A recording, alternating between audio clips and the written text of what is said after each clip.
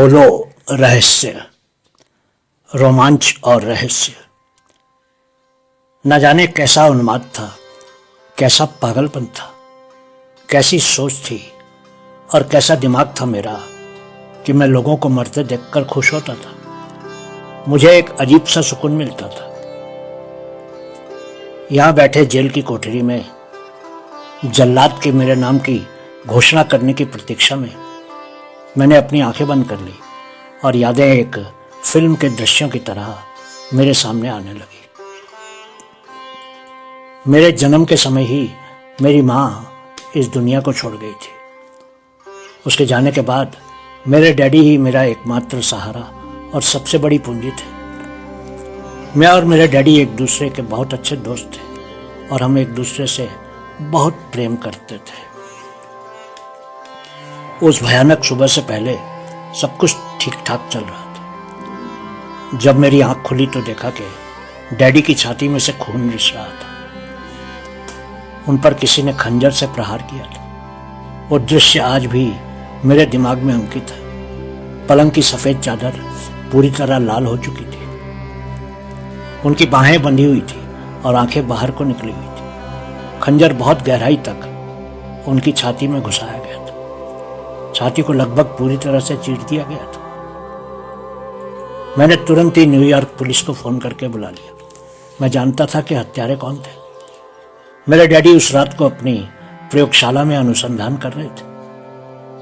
जैसे ही मैंने डैडी की प्रयोगशाला में प्रवेश किया था, सब कुछ बिखरा हुआ था। मेरे डैडी उन दिनों बरमुडा ट्रायंगल के रहस्य को खोलने की पूरी तैयारी कर चुके थे। मेरे डैडी ने बरमुडा ट्रायंगल के रहस्य का पता लगा लिया था। मिस्टर डेव और मिस्टर बेन मेरे डैडी की खोज को चुराना चाहते थे। मैं डैडी के मौत के केस को सर्वोच्च अदालत में भी ले गया, लेकिन मेरे पास कोई सबूत नहीं थे, कोई उंगलियों के निशान नहीं थे। हत्यारों का एक भी सुराग मेरे डैडी की लाश पर या लाश के आसपास नहीं मिला। इसलिए मुकदमे को बंद कर दिया गया। मुझे मिस्टर बेन की तरफ से धमकियां मिलने लगी थी। मैं किसी भी तरह से उस केस को फिर से खुलवाना चाहता था, लेकिन पुलिस पैसों की मांग कर रही थी। मैं तो एक ब्रेड भी नहीं खरीद सकता था, तो फिर उन पुलिस वालों को कैसे खरीद सकता था। किसी को परवाह नहीं थी कि 17 बरस का मैं किस तरह से बाप की हत्या के मामले को सुलझाएगा।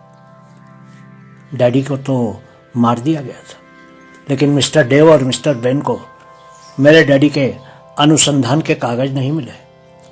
उनको डैडी के लैपटॉप का पासवर्ड भी नहीं मालूम था, इसलिए वो लैपटॉप को भी नहीं खोल सके थे। बरमुडा ट्रायंगल का रहस्य अब भी एक रहस्य ही है। इसलिए मैंने मिस्टर डेव और मिस्टर बेन को मार दिया था।